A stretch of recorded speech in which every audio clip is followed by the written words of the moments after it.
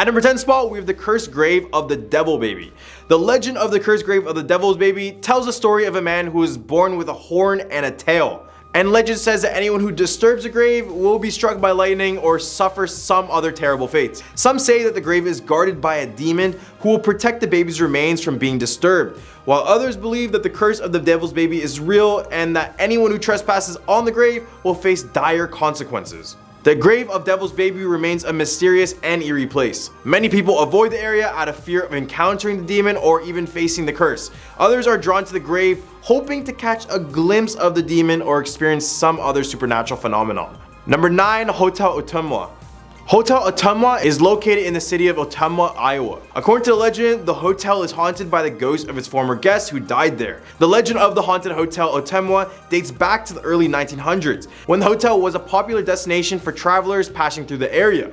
Over the years, several guests reportedly died while staying at this hotel, and their spirits are said to still be inside of this building to this day. The legends say that the ghosts of the former guests can be heard walking the hallways and even whispering in the rooms at night. Some people have reported seeing ghostly figures in the mirrors, and others have claimed to have felt cold spots and even seen objects move on their own. Despite the legend, there is no concrete evidence to support the idea that the hotel is actually haunted, and it's possible that the legend was created to explain the coincidental deaths of the hotel's guests, or it may be simply a work of fiction, but who really knows? Number 8. Ghosts of the Field of Dreams. In Dyersville, Iowa, there's a story of a young boy who drowned in the nearby river. Visitors to the Field of Dream movie site have reported seeing the ghost of a boy playing in the field and hearing his laughter in the night. Some say that the ghost is drawn to the field because it was one of his favorite places to play when he was alive. Others believe that the ghost is still searching for his lost ball, which he was playing with when he drowned. The Field of Dreams movie site is a popular destination for fans of the movie, as well as ghost hunters and paranormal enthusiasts. Many people visit the site in hopes of catching a glimpse of the ghost of the boy, but many people leave empty-handed. Some have even captured footage of it and photographs, but a lot of it's in 240p and I don't even know if it's real.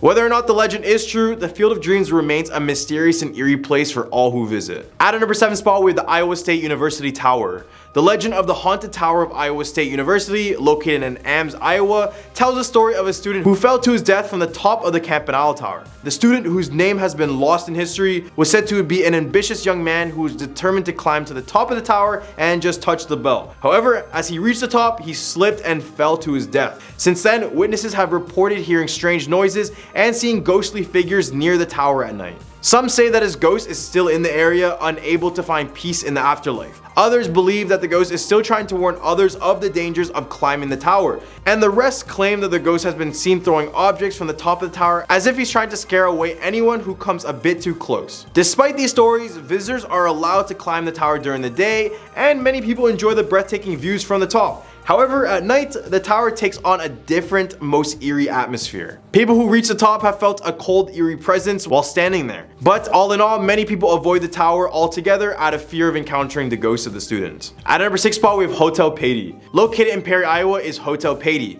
The story goes that the former owner of the hotel hung himself inside of the rooms. Visitors to the hotel have reported seeing his ghost wandering the halls and hearing strange noises coming from his old room. Some say that the ghost is still searching for peace. Others believe that the ghost is still angry and vengeful, seeking revenge on those who wronged him in all his life. Ever since all these sightings, Hotel Patey remained a popular destination for many ghost hunters. So if you dare, ask the receptionist what his old room is if you dare to stay at room.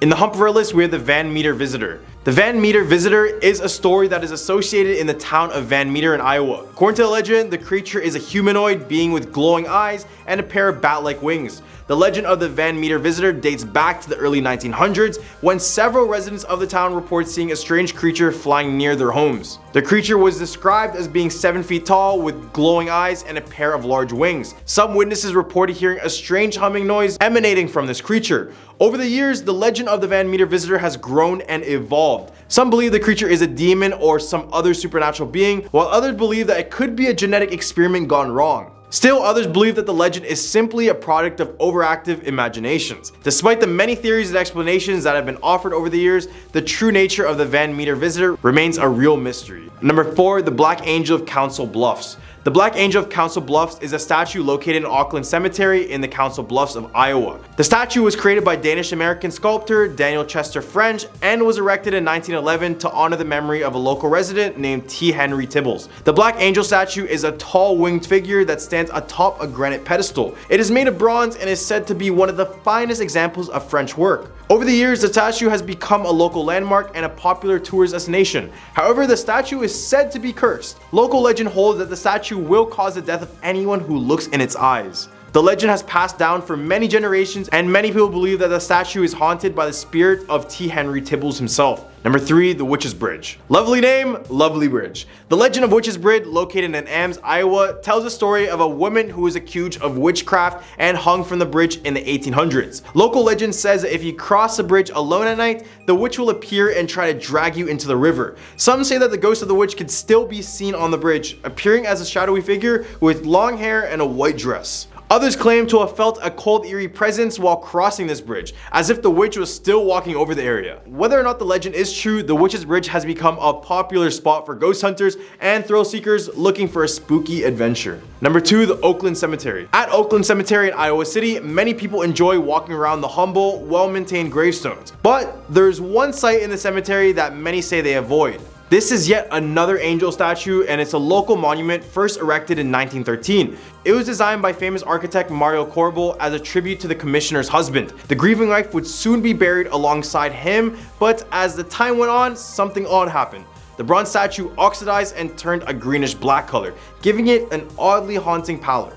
And that's not the only haunting thing about it. It is said that if one touches or kisses the statue, they will be struck dead unless the person is a virgin. It's also rumored that if a pregnant woman walks beneath the statue's stretched wings, that she will have a miscarriage. This hasn't kept countless visitors from testing their luck, but many people swear they feel odd, eerie energy when they're near it.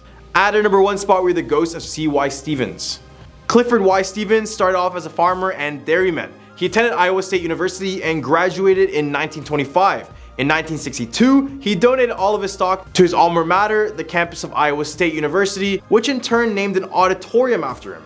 Since Stevens' death 1 year later in a car crash, he has been said to haunt the auditorium. However, he's not described as a scary ghost, but instead as a friendly ghost. He's been seen in the basement tunnels or sitting in the back right corner of the 3rd balcony. He also makes himself known by cold spots and the sound of footsteps. When performers see him, it is said that he is a sign of good luck. A stagehand reported, quote, "I used to work at C.Y. Stevens as a stagehand in college. I remember being on stage and looking up at the upper balcony and seeing a man sitting there in the far right back seat. I thought it was odd since the auditorium was huge and there was no one else there aside from the people setting up the stage for a performance. I saw him clear as day, looked away for a second, and when I looked back, he was gone." Not long after, I was researching about haunted places, and what I learned about C.Y. Stevens Auditorium helped explain what I had seen. The reports matched my experience almost exactly. Number 10, Stull Cemetery. Stull Cemetery, located just outside of Lawrence, Kansas, has gained a reputation for being one of the 7 gates to hell. According to urban legend, the devil himself appears in the cemetery on Halloween and the spring equinox at midnight. The legend began with a student publication at the University of Kansas that reported several student encounters with mysterious forces at the graveyard. As the legend gained more popularity, more and more people began showing up to the cemetery to witness the supposed supernatural activity, but this instead caused significant damage and vandalism to the graves and the crumbling church in the area.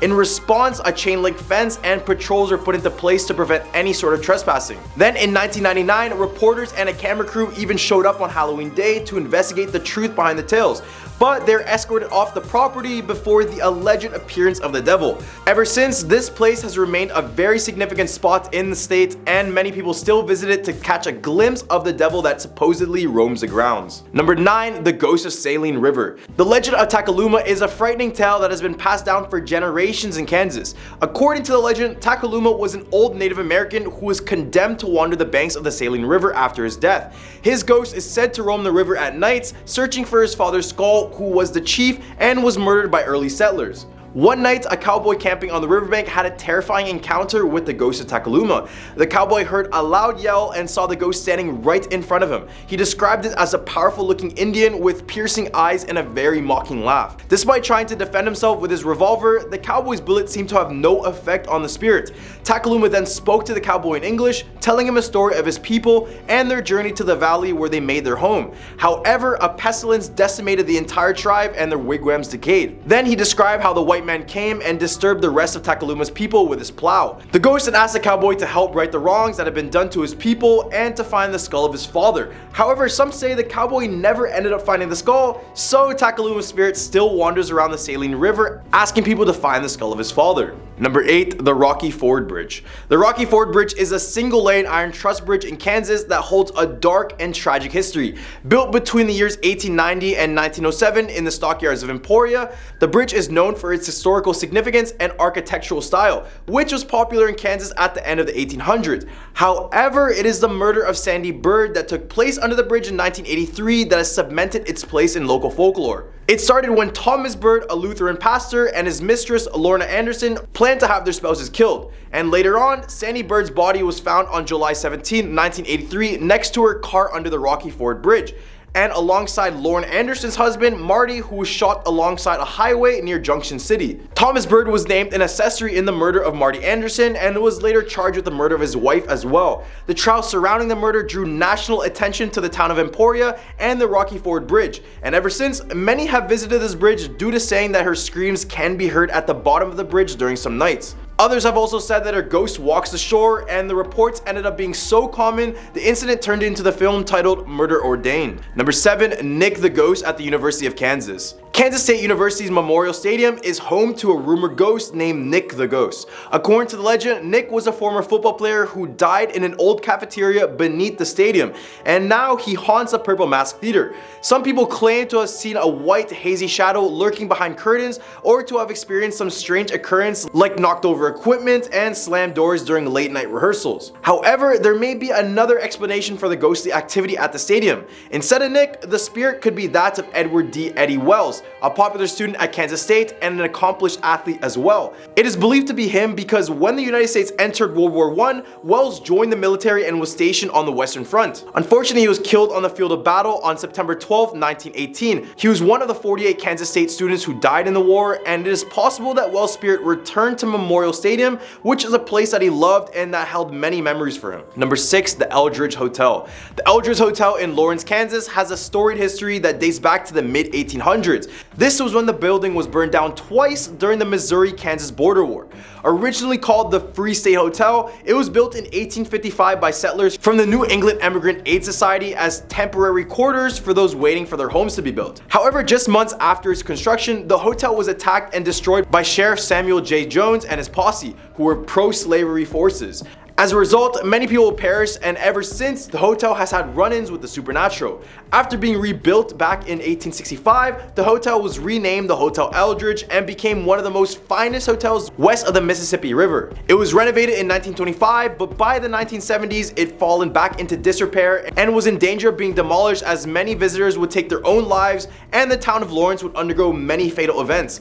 So now this hotel is recognized around the state as being extremely haunted, and this is not that surprising. Many visitors say the 5th floor is said to contain the portal to the spirit world, especially room 506. In this room, witnesses have reported breath marks on recently cleaned windows, doors opening and shutting on their own, and lights turning on and off by themselves. Others report cold spots throughout the old hotel, while some guests have even encountered apparitions on the 5th floor, and also some recall an elevator ghost that likes to open and close elevator doors on the 5th floor, but that doesn't seem that scary, but more so helpful for those people. In the hump of our list, we have the Zombie Road. Zombie Road has gained a reputation for being the most haunted road in Kansas, and with a name like that, is it all that surprising? The route, originally known as Lawler Ford Road, was built in the late 1860s to provide access to the Merrimack River and the adjacent railroad tracks.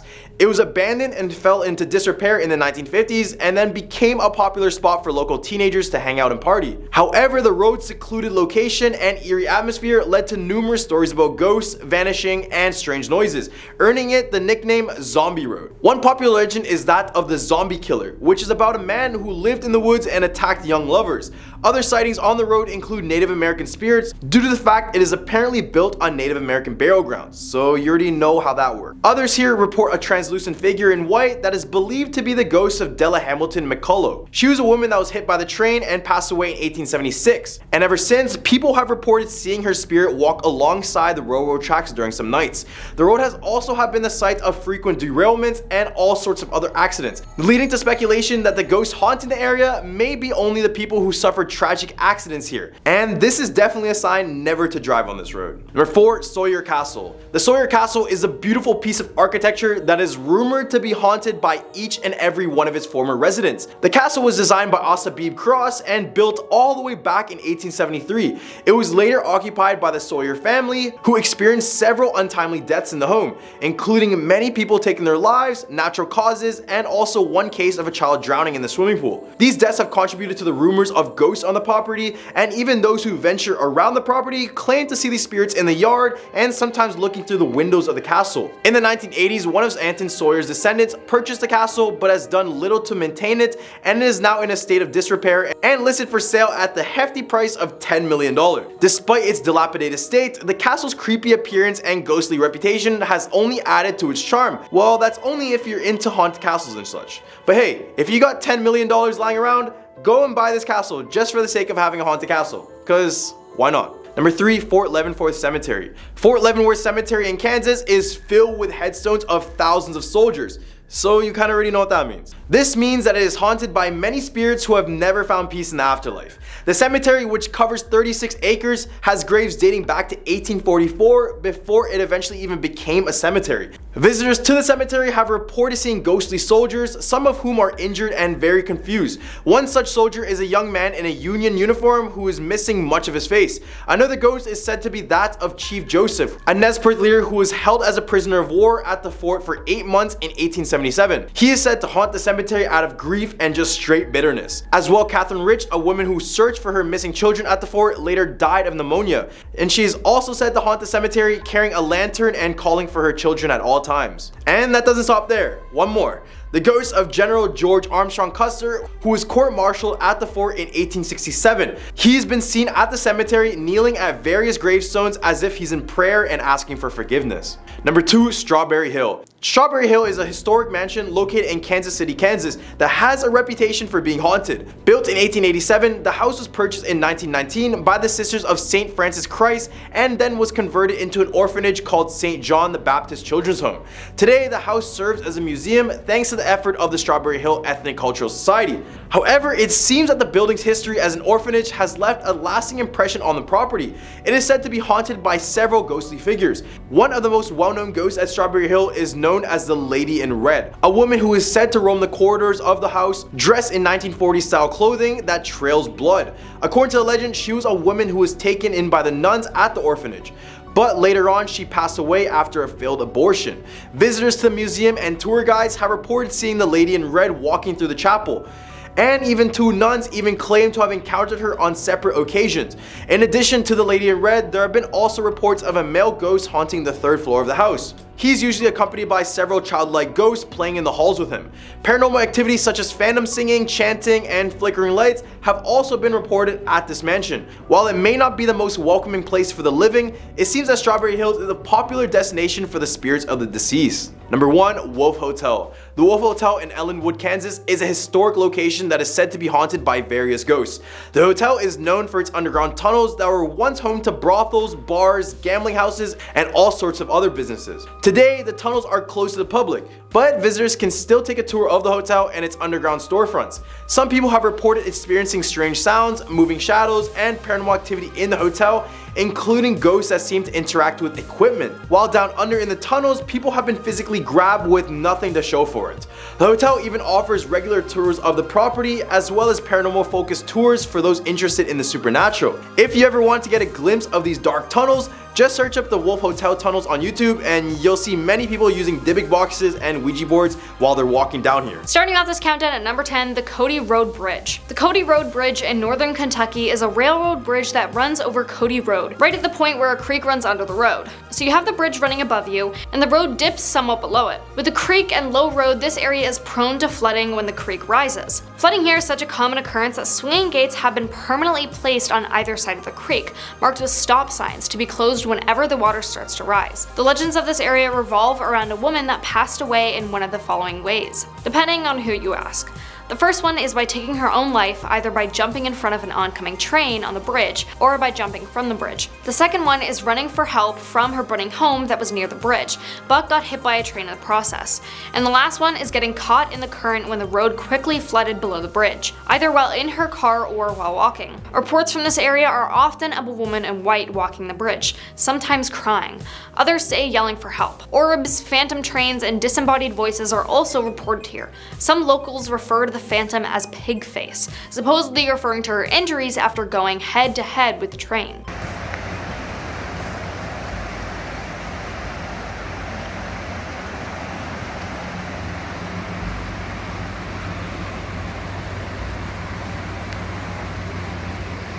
Now on to number 9, Narrows Road. Narrows Road in Angler, Kentucky is supposedly where a ghostly police officer likes to hang out. According to urban legend, while making a traffic stop here sometime in the 50s, he was struck and passed away by a passing car. So now, if you drive along Narrows Road after midnight, or at exactly midnight in some tellings, a 1950s style police cruiser will appear and pull you over. Some versions of the legend say the officer will then come to your car, speak to you, then disappear after walking away, while others say he disappears before even reaching you. Number 8, Hillbilly Beast. In the back hills of eastern Kentucky, near the Ohio River, something stalks through the trees. Many locals believe that the mysterious creature is the Hillbilly Beast of Kentucky, a Bigfoot-like entity. This creature is said to be gigantic and hairy, smells horrid, glides when it runs, and has yellow eyes and a ferocious howl. Reports of this terrifying monster date back to the days of Daniel Boone, but increasing encounters provided enough interest that History's channel Monster Quest featured the Hillbilly Beast in an episode aired on their 4th season. Number 7, Hot Rod Haven. The place known to local folks as Hot Rod Haven is actually a stretch of Mitchell Hill Road. During the period between the 1940s and the 1970s, the road was a popular spot for teenagers to test not only their racing skills but their bravery as well. However, many of them did not come back from the road alive. Mitchell Hill Road is a winding and twisting road that, over time, has reportedly claimed the lives of more than 25 people in the area. As the driver travels down the hill, they come out of the curves into a short straightaway that abruptly switches back into a banking left turn. Prior to reaching the turn, cars are able to reach very high speeds, which often results in tragedy. Legend has it that a young woman and her date were on their way to a dance on the night of September 23, 1950, when they crashed at the bottom of the hill and passed away. Since that time, reports claim that the girl has been seen wandering the roadway and aimlessly strolling the cemetery at the top of the hill. It was here that she was buried side by side with her young lover. The cemetery at the top of the road is a private burial ground for several local families, most notably the Mitchell and Griffin families. Over the years, the ghostly girl has been dubbed both Sarah and Mary by those who've seen the apparition on the road at night. Number 6, the Hopkinsville Goblins. The Hopkinsville Goblins can also be known as the Little Kelly Green Men. This urban legend came directly from a pair of grandparents who live in Oak Grove and wanted to share the legend. Apparently, there was an alien invasion back in the 1950s. A family had reported that they had encountered little green men that they had been battling. The town did what any responsible town does and decided to host a festival in honor of these guys called Kelly Little Green Men Days Festival. Halfway, number 5, the Poplick Monster. Outside of Louisville on Poplick Creek, a rickety bridge crosses the water. But beware before you step on it. You may become the next victim of the Poplick Monster. Numerous urban legends exist about this creature's origins and the methods that it employs to claim its victims. According to some accounts, this creature uses either hypnosis or voice mimicry to lure trespassers onto a bridge to meet their end before an oncoming train. Other stories claim the monster jumps down from the bridge onto the roofs of cars passing beneath it. Yet other legends say it attacks its victims with a blood-stained axe, and that the very sight of the creature is so unsettling that those who see it while walking across the high bridge are driven to leap off and take their own life. Whether it's the work of a monster or just due to unfortunate accidents, there's no denying that this is a pretty scary legend. Number 4, Sleepy Hollow Road. Whether you believe in ghosts or not, you have to agree that calling anything Sleepy Hollow is a surefire way to end it with something spooky on your hands. Sleepy Hollow Road, located outside of Prospect, is home to a few urban legends, but I'm just gonna talk about the main one. The Louisville Ghost Hunter Society had investigated a trio of tall tales that took place along Sleepy Hollow Road near Prospect in Louisville. It's said that a black hearse appears out of nowhere, speeds up, and causes drivers to run off the road and crash into a ravine 30 feet below. Cries and screams have been heard under what used to be a covered bridge, called Crybaby Bridge, while settlement women went to allegedly toss their unwanted or sickly children that they couldn't or didn't want to care for. And during the 1970s and 1980s, it is rumored that satanic rituals were performed at Devil's Point. Number 3, the Allendale Train Tunnel. The Allendale Train Tunnel is located south of Cincinnati in the woods behind the Allendale Trailer Park in Ellesmere, Kentucky. Years ago, legend says that a man hung himself from a hook that is set above the tunnel entrance and that his ghost is said to walk the tunnel, or some say appears still hanging from the hook. There are also reports of disembodied voices, as well as screams coming from inside the tunnel. There is sometimes confusion with finding it because it's known as a train tunnel but no trains run through it. It's actually a tunnel for the stream that runs under the tracks. To reach it, you must enter through the woods, travel down a hill, and follow the stream to reach the creepy location that's covered in spray paint and littered. Check that out there. And I'm thinking that's one of the hooks. Looks like it got broke. Yeah, it's definitely one of the hooks there. So if someone did hang themselves, why would? Number 2, the Headless Woman. If you go to Louisville's 739-acre Iroquois Park in the middle of the night, you might spot a ghastly apparition. People who live in Kentucky have said to have heard about the Headless Horseman growing up, but not the Headless Woman of Kentucky. According to the legend, she can be found in Iroquois Park in Louisville. The story is told that a farmer's wife was alone while her husband was away on work and her home was attacked by an Indian tribe, and it's said that they took the life of her and her dog. The legend is that she can be seen after dark just as a thick fog rolls in, roaming the grounds and holding her head. Now coming in at number 1, the Witch Girl of Pilot's Knob. Just looking at the pictures of young Mary Evelyn Ford's grave feels a bit unnerving, with a series of interlocking white crosses forming a fence around a pit of gravel and the bars appearing unnaturally bent in some places. Then you hear the alleged backstory. A mother and daughter both accused of witchcraft and burned at the stake in 1916, with the mother's charred remains being carried to a far-off location while the daughter was buried in a steel-lined coffin covered in stone and encased in crosses to prevent her escape. Some have claimed to witness tiny footprints appearing in the gravel, or even a young ghostly figure trying to escape the gravesite. Kid ghosts, as we know, are the creepiest ghosts, no doubt. At a number 10 spot, we have the LaLaurie Mansion.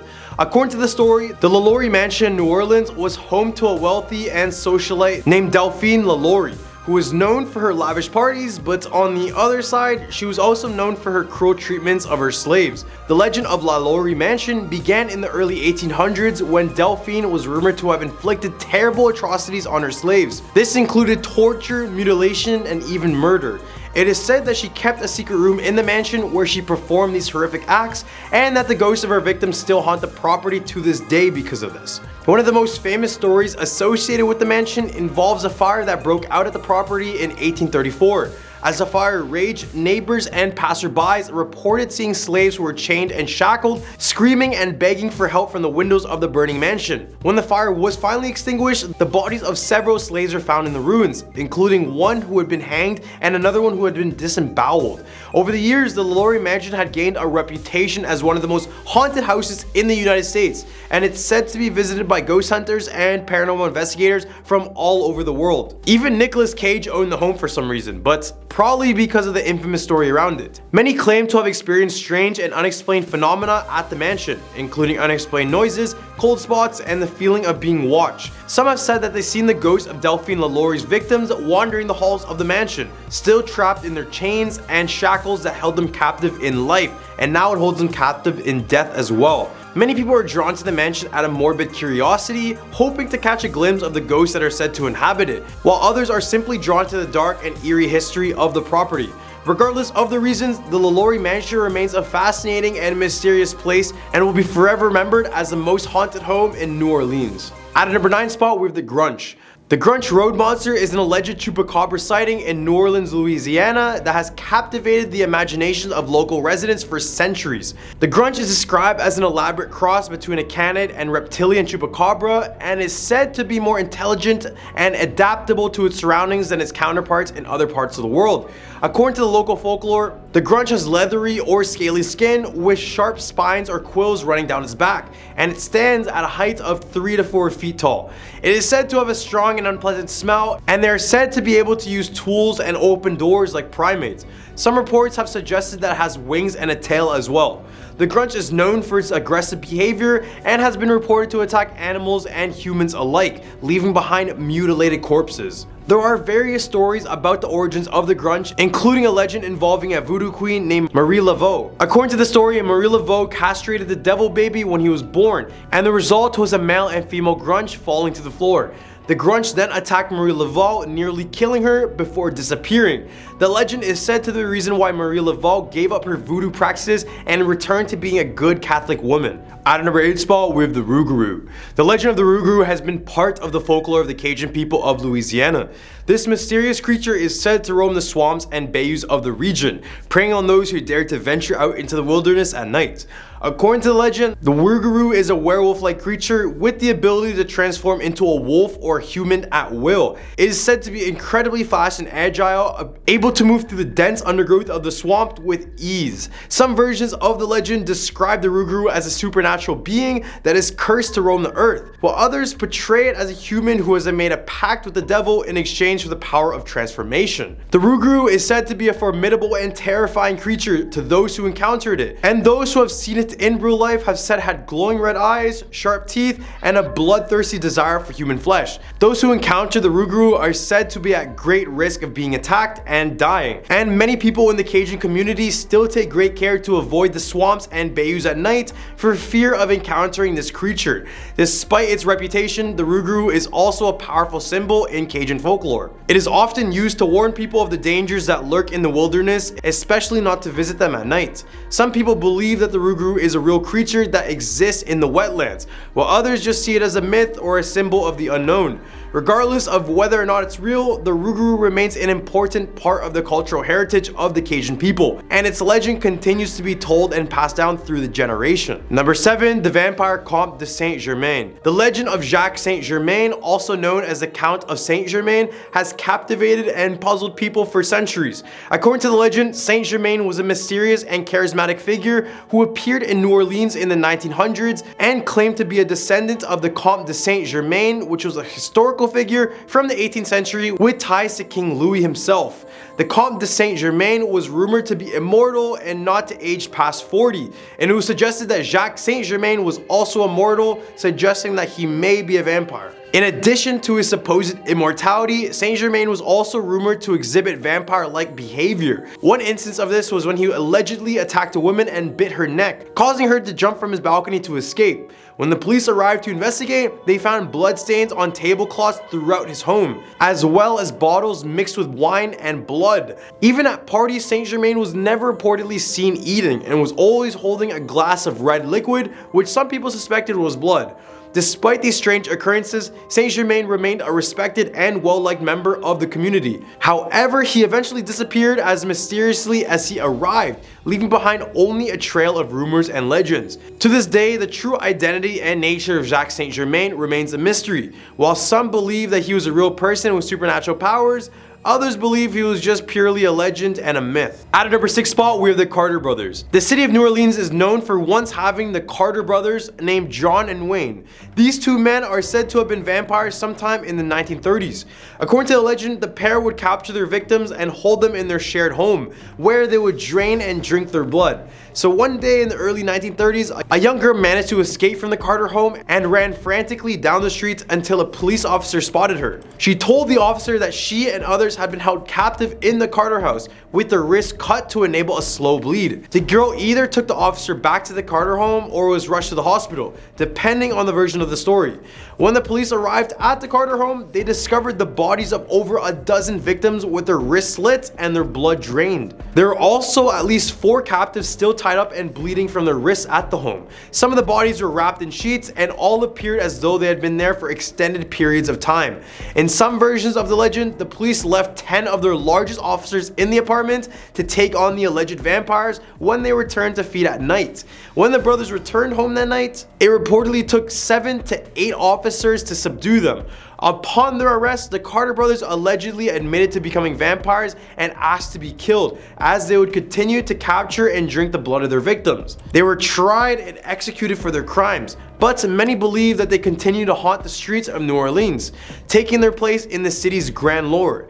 The legend of the Carter brothers serves as a cautionary tale about the dangers of monsters hiding in plain sight and the horrors that can lurk within the walls of even the most normal looking homes. In the hump of our list, we have the Bonnie and Clyde ambush site. The Bonnie and Clyde ambush site is a location where the notorious criminal duo Bonnie Parker and Clyde Barrow were ambushed and killed by law enforcement in 1934. The site is located in Bienville Parish, Louisiana, near the town of Gibbsland. Bonnie and Clyde were known for their string of robberies and murders during the Great Depression, and they became infamous as symbols of the era's lawlessness and social upheaval. On May 23, 1934, Bonnie and Clyde were driving through Louisiana when they were ambushed by a group of law enforcement officers who had been tracking them down for months. The officers fired over 130 rounds at the couple's vehicle, killing them both. Bonnie and Clyde's bodies were then taken to a funeral home in Arcadia, Louisiana, where they were publicly displayed before being buried in Dallas, Texas. Ever since, the ambush site has been a popular attraction, but not for all the good reasons. Because it's reported that on a full moon, you can still hear gunshots and faint screaming from the area, as though the incident is playing out again and again in some other dimension. At a number 4 spot, we have the Voodoo Queen. Mary Laveau was a well-known figure in New Orleans, Louisiana in the 19th century. She was a powerful and influential figure in the city's voodoo community and was often referred as the Voodoo Queen. Laveau was born in New Orleans in 1801, and she was descended from a long line of voodoo practitioners. She was known for her knowledge of herbal medicine, and she was said to be able to cure a variety of ailments through the use of various potions and spells. Laveau was also said to have the ability to communicate with the spirits, and many believe that she had the power to cast spells and curses on those who crossed her.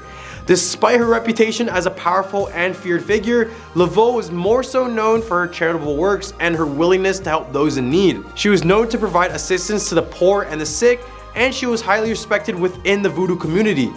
Laveau's influence and fame extended beyond the voodoo community, and she was known to be visited by the people of all walks of life, including politicians and celebrities. She passed away in 1881, and ever since, many claim that if you visit her grave at the St. Louisville Cemetery and place a rose on her grave at midnight, there's a good chance your body will begin to levitate. At a number 3 spot, we have Le Faux Follet. Le Faux Follet, or the Will-o'-the-Wisp, is a term used in Louisiana folklore to describe a ghostly light that is said to appear in swamps, marshes, and other remote or isolated areas. According to the local legend, it is a mischievous spirit that lures travelers off their path or into danger, often with the intention of causing them harm. In some versions of the legend, it is said to be the spirit of a person who passed away from a violent or premature death and is unable to rest until it has fulfilled some unfinished business or desire. This spirit is said to manifest itself as a glowing light that moves erratically and seems to have a life of its own. In some versions of the legend, it is simply a malevolent entity that delights in causing confusion and chaos for others. Despite its reputation, it is often depicted as a small glowing light that is difficult to discern from a distance. Some believe it can only be seen to those who are lost or in danger, while others claim that it appears only at night or in a foggy or misty condition. Many believe it is a sign of danger or misfortune, and that encountering it is a telltale sign of bad luck or even death. At number 2 spot, we have the Myrtles Plantation. The Myrtles Plantation in St. Francisville, Louisiana is a historic plantation home that is rumored to be haunted by the ghosts of former slaves who were executed on the property. Built in the late 1700s, the plantation has a long and dark history, including several instances of murder and violence. One of the most well-known ghosts at the Myrtles Plantation is said to be that of a former slave named Chloe, who was executed by her fellow slaves after she was caught eavesdropping on their conversations. She is said to haunt the plantation house, where she is often seen walking to the rooms and the corridors. Some people have reported seeing her ghost, while others have reported hearing strange noises and feeling a presence in the house. Adding on to the tragedy of the home, the plantation's original owner, Clark Woodruff, was poisoned by his wife, who was later acquitted of her crime. Then another former owner, Judge Hardy, was shot and murdered on the property. These events, along with the many other tragic stories associated with the plantation, are said to contribute to its reputation as a haunted house.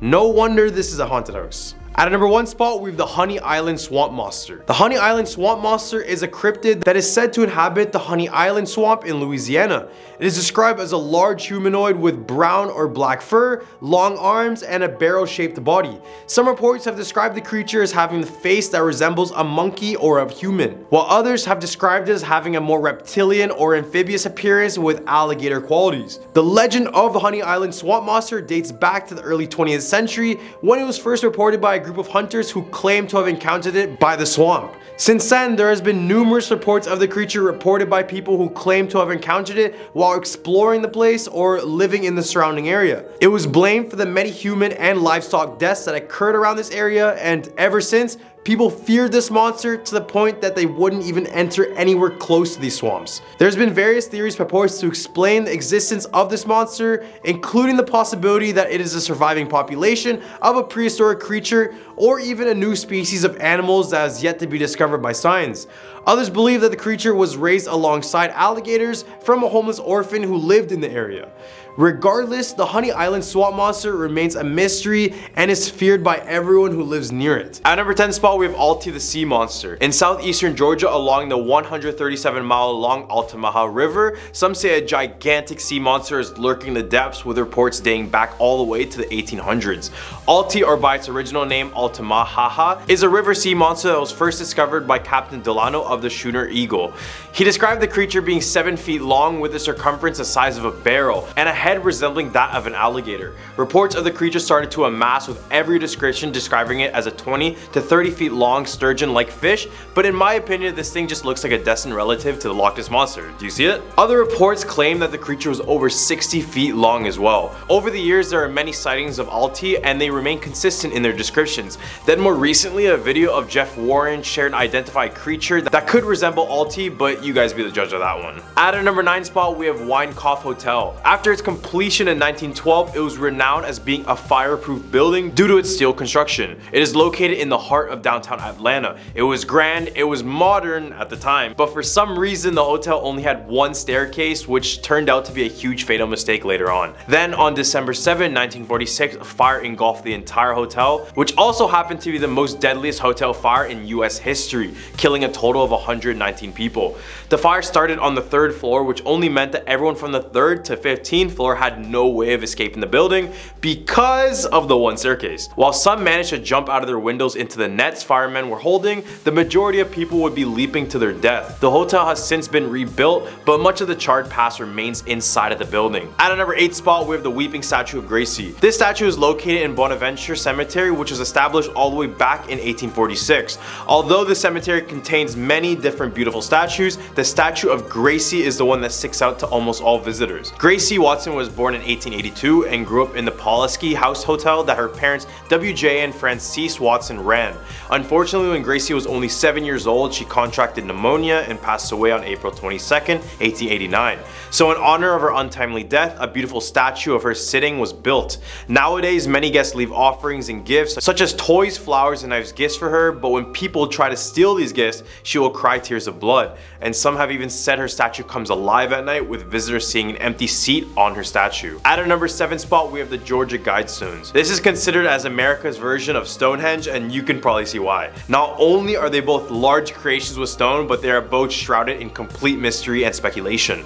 The Georgia Guidestones were erected in the 1980s by an anonymous man under the name of Robert C. Christian. This astronomically aligned monument is made up of a solid granite, with each of the slabs weighing around 20 tons. Written on these stones are 8 different languages, which include Arabic, Chinese, English, Hebrew, Hindi, Russian, Spanish, and Swahili. The reason it was built in the first place was to prepare humanity for a plan just in case of an upcoming apocalypse. One of the things that was noted on this was to keep humanity under the population of 500 million people, to keep us in perpetual balance with nature. With the population of 7 billion, I can see why this is kind of scary to look at. You can pause the video now if you want to see the whole entire list. However, some believe this monument has ties with the Illuminati or the New World Order, and on July 6th of the same year, the monument was completely destroyed by an explosion by an unknown individual, who could also be tied to these organizations, who knows. At number 6 spot we have Patriots Inn. This hotel in Augusta, Georgia was built all the way back in 1816, starting off as a simple 2-story home. As the time went on, the building underwent new expansions and eventually was able to house enough people to become a hotel. The haunting story of the hotel was about a lady named Emily.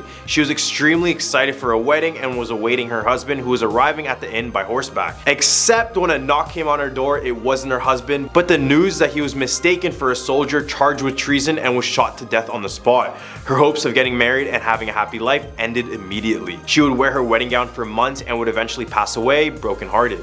Now guests claim that she is still waiting for her fiancé at the hotel. They report seeing her walk up and down the staircase and pacing through the hallways in her own wedding gown. Right in the hump of our list we have the Crybaby Bridge. I've done a Crybaby Bridge in my past videos, but I'm pretty sure there's one in every single state.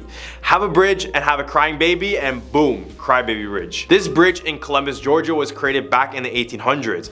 At the time, a poor farmer family in the area was expecting their 5th child. Knowing they couldn't afford to care for another child, the family arranged for the doctor to dispose of the baby right after birth. Now here is where it gets kind of dark. Instead of finding a humane way to deal with the baby, the doctor had more malicious intents and he took the baby to this bridge and dropped it into the water below.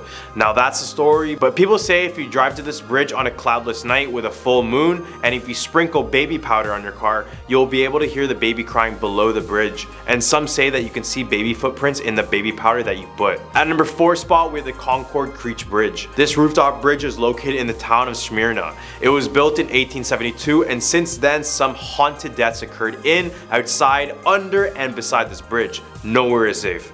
It's said that the waterheads haunt the forest and below the bridge. They are the children who were used for human experimentation and left to pass away by this bridge. Many other children were taken here only to meet their end as well. Now it's said that if you park on the bridge, turn off your car lights, and leave a Snickers bar on your car, you'll hear quiet footsteps approaching your car, and soon after the Snicker bars will be removed from the car. All the way at a number 3 spot we have the statue of Corinne Lawton. Aside from the weeping statue of Gracie, the Bonaventure Cemetery also has the famous statue of Corinne Elliott Lawton. She was the daughter of the well-to-do brigade general in the Civil War, Alexander Robert Lawton. Legend goes that she wanted to marry someone who was in a lower social class, so because of this the father denied it and forced her to marry one of the most wealthiest men in all of Savannah. When she met him, she told the father she couldn't do it, but the wedding was still forced. On the day of the wedding, she was angry and heartbroken and took herself to the banks of the river and proceeded to drown herself. The odd thing about her statue is that it's facing away from her family's tomb, which many people say is a way to show that she went against her family's will even after death. Many paranormal investigators have attempted to speak to Corinne over the years with some compelling evidence, so go search it up on YouTube if you want. At our number 2 spot, we have Lake Lanier. Couldn't mention Georgia without Lake Lanier because most of the people in the state know everything there needs to know about this infamous lake and the town that surrounds it. Some people come to this lake mostly to have a good time, but others in Georgia choose to stay far away from this body of water because this is where many drownings and boat accidents occur. And since its creation back in 1956, the lake has claimed the lives of over 700 people, which just makes this lake a cemetery in my opinion. Many blame the ancestral ghosts in the area. This is because many forget that the town around the lake was named Oscarville, which was home to over 1,000 African Americans who wanted to escape racial inequality. However, in 1912, a young white woman named May Crow was found dead in the woods, and many blamed it on these 2 young black men. This caused an enraged mob to drive the whole black community out of the town, with houses burning down and some people passing away. Now this could explain all the restless ghosts in the area. This was a terrible event in US history and it's no surprise this place is haunted. At number 1 spot we have the old governor's mansion. Located in Milledgeville, this estate was built in 1840 after a fire burned down the original Capitol building in 1931. And more famously, the President of the Confederate States of America, Jefferson Davis, was laid to state there, which is the tradition in which the body of a deceased official is placed in a state building. Now over the years, visitors report smelling burnt cigars, keys jingling when no one's around, broken glass, a woman's screams, and books falling from the 3rd floor. When paranormal investigators checked out the place, they claimed the most activity was in the mansion's library, which is the same place where many guests asked the workers if something happened in the library in the past, because when they walked through it, they claimed to sense a presence watching them. At a number 10 spot, we have the Night Marchers. According to Hawaiian lore, the Night Marchers were an ancient Hawaiian warriors in their past life, but their spirits march the island carrying torches now. But don't worry about hiding from them because you'll definitely hear them well before you see them, as they play a distinctly loud drum while they march. Their are believed to be stuck on the island for many different reasons. Some of the claims are they are looking to reclaim rightful territory or avenge a battle they had previously lost. These spirits are not entirely evil, but they do demand respect. For example, if you are unfortunate enough to cross paths with them, try your best not to interrupt. And I'll stress you not to look into their eyes, as you will meet your doom from even one glance from these warriors. Since they are ghosts, nothing can stop them from their path, not even buildings. So when you see them, do exactly this.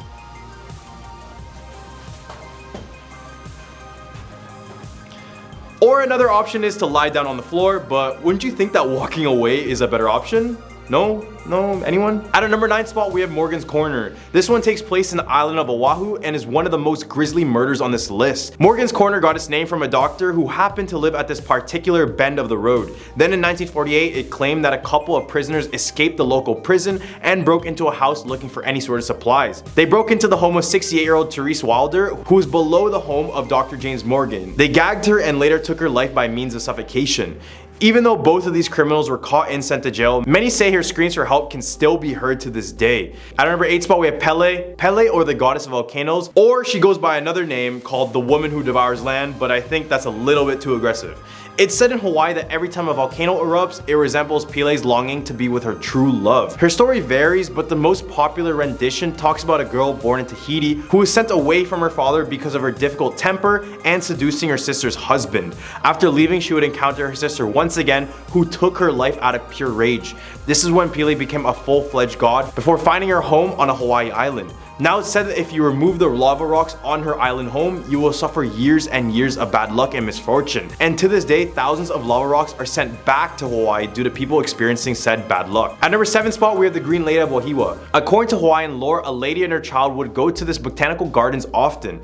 Instead of taking their usual route on the bridge to go home, they decided to take the gulch because she feared of her children being struck by a car, since there was a fair amount of cars on the road at the time. When they took the gulch at night, the complex terrain separated the two, and the woman would end up losing her daughter. She looked everywhere in the ravine, but as nothing popped up, she went to the townsfolk for assistance, but no one wanted to help as it was very late at night. As she went back to look down once again, she ended up going missing as well. Now it's believed that she still roams the gulch covered in moss and vines with a distinct decaying smell, which is the reason why she is considered the Green Lady. She supposedly snatches children she finds in the area to fill the void she had from losing her daughter. And she's also spotted at the local elementary school acting as a mother picking up her own child. At our number 6 spot, we have the Koniana Cave. The Koniana Cave is located at the base of a cliff along the Farrington Highway of Oahu. The cave formed over 150,000 years ago. According to Hawaiian legend, Koniana Cave is home to the underground shark god Nanaue, the son of Komahoali, or the king of sharks, the most sacred brother of the fire goddess Pele. Nanaue was born with a mouth on his back and his mother never fed him meat, but when he was 7 he accidentally ate one and slowly would become this shark-like humanoid with razor-sharp teeth and gills. He had an appetite for human flesh after that and would use his cave as a lair until one of the day a group of villagers came down and hunted him down for good. Now it's said that if you see an elderly Hawaiian man cooking meat near a cave, it's actually the spirit of Nanaue. In the hump of our list we have the faceless ghost of Wale Drive-In Theater. Supposedly at the Wale Drive-In Theater, there's a faceless ghost of a woman who stands near the lady's bathroom combing her hair. When you get too close to her, she will toss her hair to the side to reveal her perfectly featureless face as smooth as polished stone. The drive-in is supposedly haunted by these ghosts because it was built to an old cemetery in Kahala, which has since been torn down and transformed into commercial and residential buildings. Reports of the faceless woman began on May 19, 1959, when the person who first spotted her was hospitalized after a mental breakdown. This would become big in local news and many would come to the theater in hopes to experience this tragedy. After, many women would be found unconscious on the restroom floor who were said to be approached by the faceless woman. At our number 4 spot were the Menehune. These Hawaiian mythical beings are said to be located deep within the forest of the island. These 3-foot tall beings are said to be experts at building, where legends say that they would build temples, fish ponds, roads, and even homes for the Hawaiians. According to lore, if you interrupt them when they are working, they will vanish out of thin air, but in some rare cases they come back to you with only negative intentions. A story goes that a group of teens went on a beach to have a bonfire. When they arrived, they noticed an odd looking shrine, but as they focused more on it, they noticed these little faces and shadows of little people in the forest behind it. Scared by this, the teens decided to find offerings to give to the shrine. One teen came out of the forest with an apple, running, after a group of menehuane started to circle him. All the teens managed to escape, but this incident remains a reminder not to mess with these beings. All the way at a number 3 spot, we have the Ilonani Palace. From scary sounds to unexplained apparitions, Inulawi Palace reigns high with paranormal activity. Built in 1882, the meticulously restored palace was once home to Hawaii's last ruling royalty, King Kalakaua, and his sister Queen Lilikuali. She was imprisoned in the palace within her bedroom for 8 months following the overthrow of the Hawaiian monarchy. Although the queen physically passed away in 1917, it's believed that her spirit, along with a few others, are still roaming the halls of the royal home. Visitors on tours and security guards on duty have reported hearing footsteps, smelling the scent of burning cigars, and seeing the silhouette of a woman standing in the window of what was once the queen's bedroom. At number 2 spot, we have the Daniel K. Inouye International Airport. This international airport, located in Honolulu, is considered one of the most haunted airports in all of America, and for good reason. The airport is said to be haunted by the Lady in Waiting, who is a blonde girl who wears a white dress and appears in areas where people aren't allowed. The story goes that a woman fell for a man who pledged to marry her, but at a random turn of events, he took back his promise and vanished out of thin air. After she suspected the man left on a flight, she went to that airport and took her own life in one of the bathrooms. Now it's said that her spirit still remains in the airport, but is more prevalent in the bathrooms, with reports of her slamming the toilet seats and tugging on people's clothes. At the airport is said another ghost who is known for choking guests. It's said that this ghost sits on the chest of others and gives them the sensation of choking. Guess I'm taking a boat on my next Hawaii trip. At a number 1 spot, we have the ghost of Pearl Harbor. The Pearl Harbor incident was known as the reason for America's entry into World War II. This happened on December 7, 1941, when the Japanese led an attack to destroy as many military and civilian vessels in Pearl Harbor, Hawaii. This attack caused the casualties of around 2,400 US personnel, including 68 civilians, and damaged or destroyed 19 US Navy ships, including 8 battleships. It's said that the spirits of those who passed still remain on Pearl Harbor to this day. One of the ghosts that can be spotted on the grounds is the ghost of a man named Charlie. When heavy doors begin to swing back and forth, or lights being flickered on and off, everyone who works there just says, quote, "That's just Charlie," as if it was some casual thing or something. Don't know about you, but I would expect everyone who passed away from this attack to become malevolent ghosts in the future, but I guess this one just got tired of it all. As people approach the shrine built to commemorate the event, many claim to feel the instant feeling of sadness and a pain feeling. Starting out this countdown at number 10, Spirit Lake origins. Spirit Lake's name is said to be no mystery to those who live in Idaho. The story goes that years ago, a young Native American woman began a relationship with a brave man from a rival tribe. Unable to wed but determined to preserve their doomed love, the two tied their wrists together in symbolic marriage and jumped from a cliff into the lake where others tend to go to take their lives. It's said that on the moonlit nights you can see their shadowy spirits drifting across the lake in a phantom canoe, while mournful sounds fill the air as the Indian lovers seek release from their watery grave. Now here at number 9, Coyote and the Seven Devils. The Seven Devils form a portion of the Idaho-Oregon border, as well as line the most treasured river canyon called Hell's Canyon. The Nez Perce in particular had origin stories for nearly every feature of Idaho's diverse landscape, and the story of the Seven Devils is a unique one. Many years ago, there were 7 child-eating giant brothers who lived on the horizon. The people were terrified of these giants. They sent word to Coyote to help them defeat the giants and save their children. Coyote knew he couldn't battle 7 giants at once, so he dug massive holes in the earth and filled them with boiling liquid. As the giants were traveling east to snatch more children, they tripped into the holes and were trapped. Coyote was then able to transform the giants into stone, and he opened up a canyon at their feet to keep them from ever reaching the villages again. Coming in at number 8, Idaho doesn't exist. According to dozens of web pages which have genuinely called into question the very existence of Idaho as a physical location, the gem state simply doesn't exist, people say. People say it's down to 3 premises. Do you know anybody from Idaho? Have you ever been to Idaho? Do you know anyone who's ever been to Idaho? For most, the answer is no. Therefore, that's why people say Idaho doesn't exist. In fact, the general consensus is that Idaho was put on the map because cartographers needed a barrier to separate Utah from Canada and protect Montana from Washington, or vice versa. One explanation is that Idaho is a government-operated mind control vacuum. Another theory is that Idaho exists, but only as a state of mind. The whole debacle stirs up an abundance of very real philosophical arguments, but according According to conspiracy logic, if you feel like you're living in Idaho right now, odds are it is simply the result of other conspiracies at work. Now personally, I don't believe this one, but there are some people who really full-heartedly believe it. Here at number 7, Charlie. The legend of Charlie the lake monster was first recorded in the early 1920s when railroad workers in McCall saw something unexplainable. In McCall, locals will tell you the tale of this creature. Charlie has been known as Slimy Slim and the Twilight Dragon of Payette Lake. Over the years, this serpent-like creature with a dragon head has made many appearances. Most think it's a log before it rises up to reveal its head.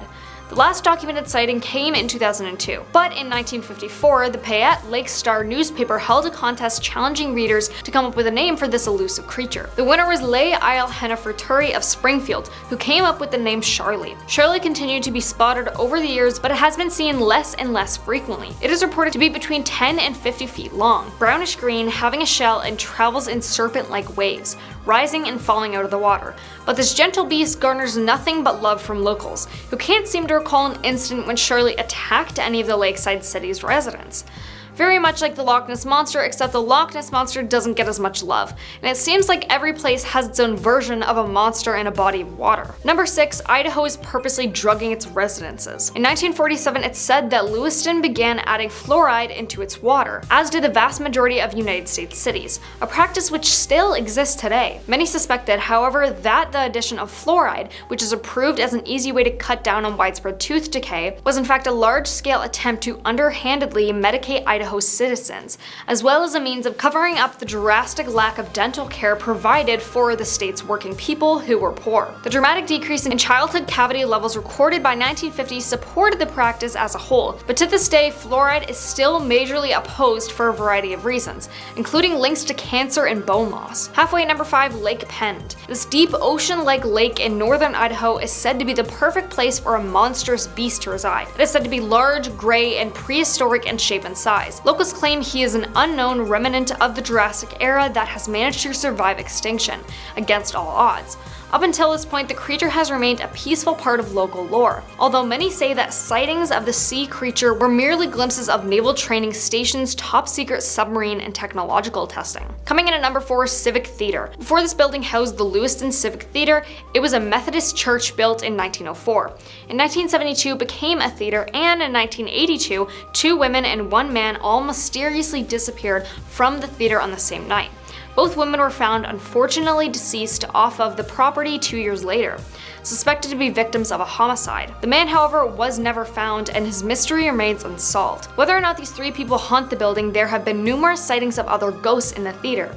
Actors and theatergoers have seen apparitions of a red-haired man, a spectacled presence in the mailroom, and an elderly gentleman in the doorway. A ghost of a director has been seen in the balcony, and apparently a bride weaves herself through the seats. Here at number 3, Massacre Rocks Water Babies. This one comes from Pocatello, where you can hear the crying of babies late at night if you sit by the river alone in the dark.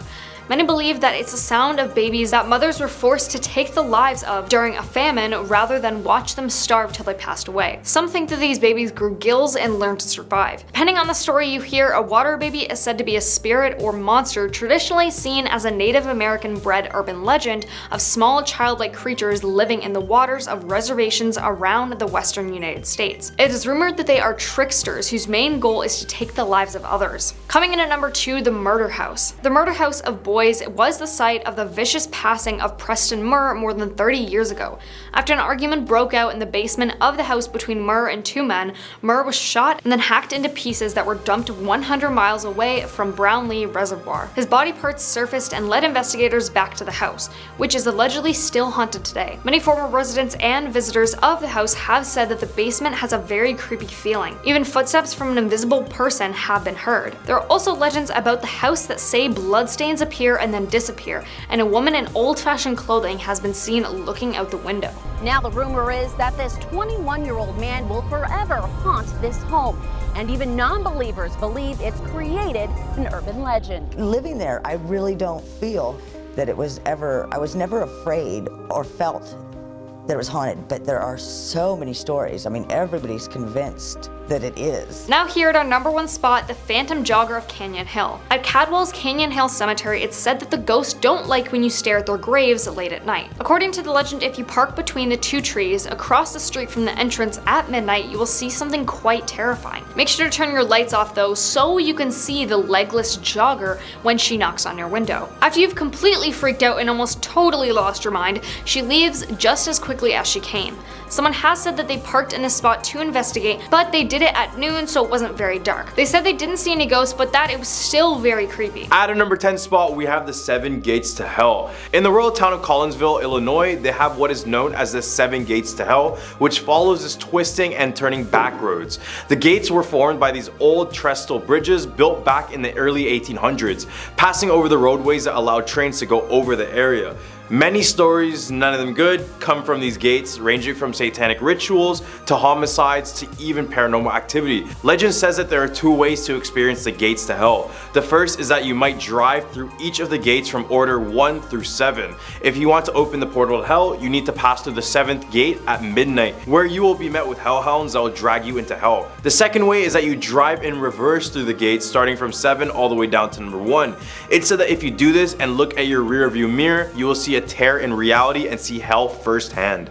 At a number 9 spot, we have Hull House Devil Baby. In 1889, the Hull House was founded by Jane Addams and Ellen Gates Starr. This is also the first settlement house in all of Chicago. It didn't take long until many people showed up to the house and praised it to a point where people began naming it the best settlement house in all of America. The structure stands to this day, but this house has a lesser known story of a devil baby. In 1913, one night a baby was left abandoned at the steps of the Hull House. It was possibly a severely deformed baby. Jane Addams would take the baby in as she basically had no other choice, but in the following weeks mass hysteria would consume the house fairly quickly. This was because word broke out of this baby looking as if it was devil spawn. People came in the thousands and wanted to catch a glimpse of this devil baby. Unfortunately, shortly after, the baby would pass away, but it is said that if you look up at the window where the baby had passed away, you can see the face of a devil looking back right at you. At our 8th spot, we have Homie the Clown.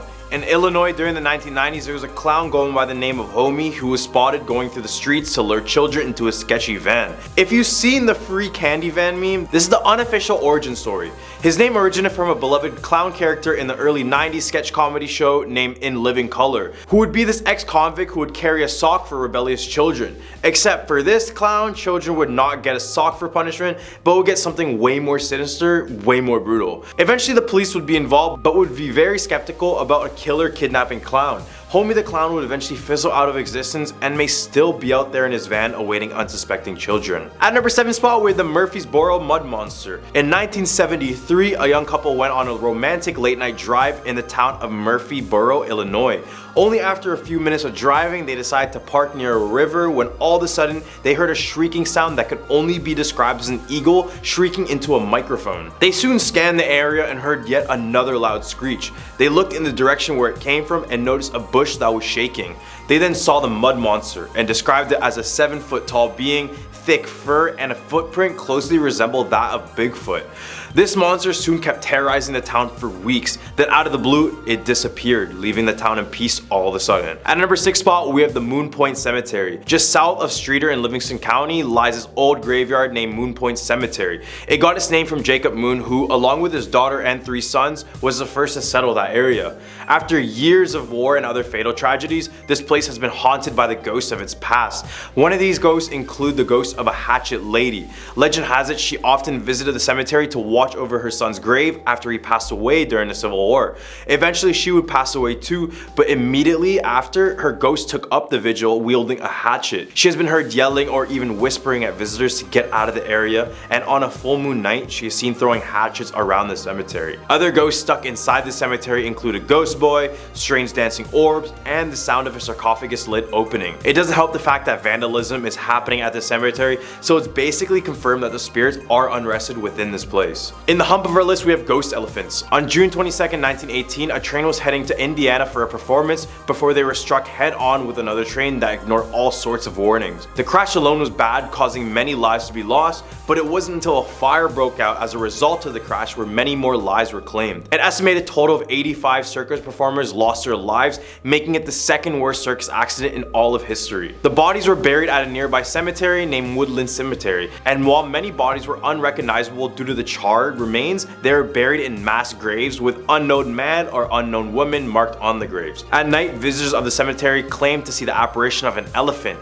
and the sounds of it before it disappears into the darkness. I mean, just imagine strolling through the cemetery and you encounter a 4-ton, 11 feet tall beast right in front of you. That's probably the most terrifying sight of all. At number 4 spot, we have Lover's Leap. Illinois' Pierre Marquette State Park spans an area of about 8,000 acres, and this includes a cliff area known as Lover's Leap. This cliff overlooks both the Illinois and Mississippi rivers, and if I didn't tell you about this next story, I bet you would have wanted to catch the view, but let me change your mind real quick. The legend goes that an Indian brave and a maiden of another tribe fell in love, despite the fact that both of their tribes absolutely despise one another. The tribes have set up so many walls that they even use starvation as a tactic of war. Because of this divide, the two are forced to stay away from one another, and the chiefs of each tribe forbid them from marrying one another. No exceptions. So just like Romeo and Juliet, the two met up one last time at Lover's Leap and proceeded to jump off the cliff together because they thought if we can't have each other, then no one can. Now couples who go near this cliff have the sudden urge to jump off with their partner even if they come to the area completely happy with no personal issues. All the way at a number 3 spot, we have the Thunderbirds. This legend all started back in 1977 when Ruth Lowe from Lansdale, Illinois was drawn outside by a loud noise coming from her backyard. When she looked, she noticed the area was in complete darkness with something large approaching the ground. Before she could understand what's happening, a massive bird lifted her child a full 2 feet above the ground before letting go and vanishing out of the air. According to Ruth, it was black in color with a white ring around its neck, with wings and a tail that were at least 10 feet long. Basically the Mothman, but on steroids. At a number 2 spot, we have the ghost lady of Kennedy Hill Road. In 1980 on Kennedy Hill Road, people reported seeing a woman in a dress walking around before vanishing into the dark. There are numerous sightings of this person or ghost, but no one could really explain what they saw. Some thought it was the ghost of a woman buried nearby, or some had assumed it was a mentally disabled person who had run away from their home. As more sightings were reported, more details were being released on what the ghost was. One report claimed that the ghost lady was actually a man wearing his late girlfriend's dress, but after this report was made, the ghost was never seen or heard from again. Except now she is said to be back, with new reports claiming that the ghost is still walking in the road, with descriptions of her being very tall, slender, and having long blonde hair. At a number 1 spot, we have the Bachelor's Grove Cemetery. This one could very well be the most haunted cemetery in America, with hundreds of reports of paranormal experience, in which many of them are well documented and very credible. Just 25 miles outside of Chicago lies the Bachelor Grove's Woods, and around 1840 the cemetery was only a 1-acre plot of land with a total of 82 graves. Eventually the place was abandoned due to the limited space, but this is when it turned from an innocent graveyard to one of the most terrifying ones. After years of neglect and vandalism, the cemetery started to have more and more hauntings and paranormal activity. When visitors access the cemetery from coming through the woods, they often report seeing the apparition of a dog, a horse, a lady in white, and balls of glowing lights. The most famous grave in this cemetery is marked as the infant daughter. It is usually surrounded by these flowers and toys from those who leave their condolences on the young person. Remember that lady in white I just mentioned? Well, it said that she is the mother of this infant, and then she roams the cemetery still looking for her daughter, as no name ever presented itself on the tombstone. At number 10 spot, we have the 100-Step Cemetery. The 100-Step Cemetery is located in a town of Brazil, India. Remember, I said town, not the country. The cemetery gets its name from the long infamous staircase that lies right in the middle of it, and there are 2 versions of the legend about the staircase. One legend says that once you reach the 100th step, or the last step, the ghost of a past cemetery caretaker will appear right in front of you and whisper out the time and way you will pass away. However, once he says this, you must climb back down all the stairs, and if you don't count back to 100, the caretaker will take your life on the spot. The other version of this story is that when you go back down these steps, if the number you count is different than the number you walked up with, then your prophecy is false. Much of the stairs are overgrown with vegetation, so counting the stairs is much harder. And more recently, the cemetery even tried to tear out parts of the stairs. Are they trying to physically remove the urban legend from this place? I mean, a free fortune teller? Who wouldn't want that? At a number 9 spot, we have the green clawed beast. Supposedly lurking in the Ohio River near Evansville, Indiana, is a green-clawed beast that has haunted residents since the 1950s. In the hot summer of 1955, Naomi Johnson, her 3 children, and their family friend Luis Lambo went for a swim in the Ohio River. When Naomi was about 15 feet away from the shore, that's when she began to arch her back when all of a sudden something wrapped around her knee, pulling her down as well. She immediately started to swim back to shore, kicking whatever hit her in the process. After she was swimming away, she felt her leg get grabbed again from behind, but she was able to grab an inner tube that they were using as a float to get away. The odd thing about this incident was that when she was getting treated for her scratches, the authorities recalled a strange bluish green stain that was on her lower leg at the time. Then, a short time after this, a man arrived at Naomi's door with physical evidence showing that he was an Air Force colonel, and he told her to never speak of the incident ever again. Ever since, there has been no sighting of this supposed creature, so much of it is unknown if this creature really truly exists today. But what do you guys think grabbed Naomi in the water that day? At number 8 spot, we have Diana of the Dunes. It's said that if you walk along the shores of Indiana Dunes National Park, you may see a pale naked woman swimming or running around near the waters of Lake Michigan. However, don't be deceived, because what you may be seeing is a ghost of a lady who used to do the same thing back in the early 1900s. The real woman's name was Alice Mabel Gray, and she lived as a hermit in a driftwood shack along the shore. However, she wasn't always like this. She earned a bachelor's degree from the University of Chicago in 1903, but as years went by, she found that the city life and the working life made her more depressed each and every single day. She then decided to escape everything, and ever since, she's been known as the Diana of the Dunes. Her spirit is not so friendly.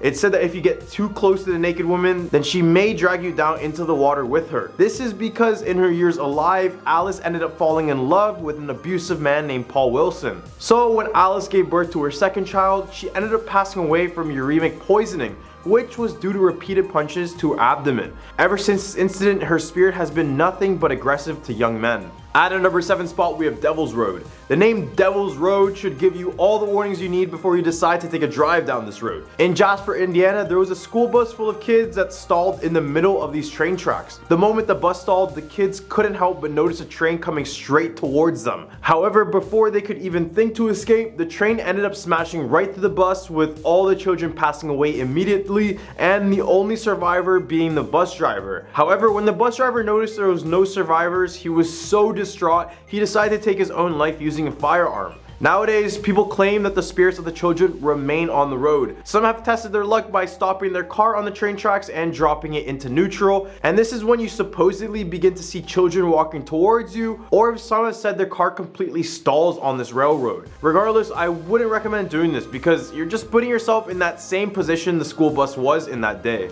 At a number 6 spot, with the Culbertson Mansion. Stored away in New Albany, Indiana is the Culbertson Mansion. Out of all the mansions I've mentioned, this has to be one of the most gruesome yet unfortunate histories attached to it. In the 1800s, this mansion was struck by lightning, and everyone who was inside of the home passed away from the fire that engulfed the entire place. Then in 1933, the mansion was sold to a local named Dr. Webb and his family. But after a year of living in here, they were all found dead. All their bodies showed evidence of being tortured, yet the case never ended up getting solved. As well, later on, it was found that the doctor kept some of his patients locked in the basement. Nowadays, the house offers many haunted tours, but staff members still report things they can't explain, and more specifically, in the basement where all the horrific events took place. In the hub of our list, we have the Edna Collins Bridge. Out of all the bridges in Putnam County, the Edna Collins Covered Bridge is the most recent. However, despite not being the oldest, it's still believed to be the most haunted out of all of them. Locals claim that the bridge is haunted by a mother and child duo. Legend goes that a little girl by the name of Edna Collins lived in the area nearby and would occasionally swim in Little Walnut Creek, which is the creek the bridge now resides over. Her parents had a tradition of dropping her off on their way to town, and when they returned, they would honk 3 times to let her know that it was time to go. However, one day after they honked 3 times, Edna was nowhere to be found. Instead, they searched the nearby creek and they found that she had drowned in it. It's said that shortly after, the mother took her own life and hung herself on the trees where the bridge is located today. And ever since, this bridge has been haunted by this mother and child duo. At a number 4 spot, we have the Whitcomb's Library. Before his death in 1852, former Indiana Governor James Whitcomb donated his entire library to Ashbury University, which is now known as DePauw University. This library was filled with all the books that he read in his entire lifetime. This collection included one book named The Poems of Ossian, the son of Fingal, which was locked away in a specific section of the library which was closed to the public. One small boy grew more and more curious about the book, and then one day in the 1800s, he decided to sneak into the library and steal the book for himself. However, after he finished the book, he woke up to a spectral finger pointing at him, asking who stole the book. Ever since, many believed it was Whitcomb's ghost protecting his books, and no one has ever tried to steal a book since. To this day, there are still occasional sightings of his ghost, but as long as no one is stealing his books, then he shouldn't do anything aggressive. At a number 3 spot, we have St. Mary of the Woods College. St. Mary of the Woods College was opened in 1840 and is the oldest Catholic college in the entire state. The Lefevre and Foley buildings on the campus have had many reports of something supernatural lurking inside of them. Some have said they have been grabbed by invisible forces, and there are stories of an exorcism done in the Foley building. However, the most notorious spirit found at the college is the Faceless Nun. Legend goes that the Faceless Nun is the ghost of a sister nun who used to teach in the art department at the campus. It was there where she began a self-portrait but passed away from an illness just before finishing it. However, the section has been destroyed, and now it seems that her spirit is found everywhere on campus. When people spot her, they are usually stunned and even freeze in terror. At a number 2 spot with the Pukwudgie. The Pukwudgie is a 2 to 3 feet tall creature that lurks in swamps and dense forests. He physically resembles a troll or sort of a goblin, and one of their active spots happens to be in Mound State Park in Anderson, Indiana. Author and archaeologist Paul Startzman claimed to have encountered one of these creatures back in 1927. He claimed to be walking alone in the park when he noticed a little man half his size with abnormally large ears, gray skin, and a mushroom cut. They are not known to attack humans, but are instead known to be great deceivers and tricksters. However, other iterations of the creatures say the complete opposite, telling how these creatures are indeed bloodthirsty and need small gifts and sacrifices in order to appease them. One telltale sign you'll know that they're near is from their high-pitched gremlin-like laugh. So you can only imagine the feeling you'd get walking here at night when all of a sudden you hear the Green Goblin. At a number 1 spot with the Zion United Church of Christ Cemetery. Potentially the most haunted cemetery in the entire state of Indiana, the Zion United Church of Christ Cemetery is supposedly a hotspot for anyone looking to see something supernatural. Located in Poland, Indiana, this cemetery has gravestones dating back all the way since the 1840s, and the amount of reports coming from this cemetery is enough to make anyone believe there's something sinister inside of it. The ghost that many locals see is the one that walks outside of the cemetery, warning people not to enter the cursed grounds. Some have said the ghost tells them to turn back,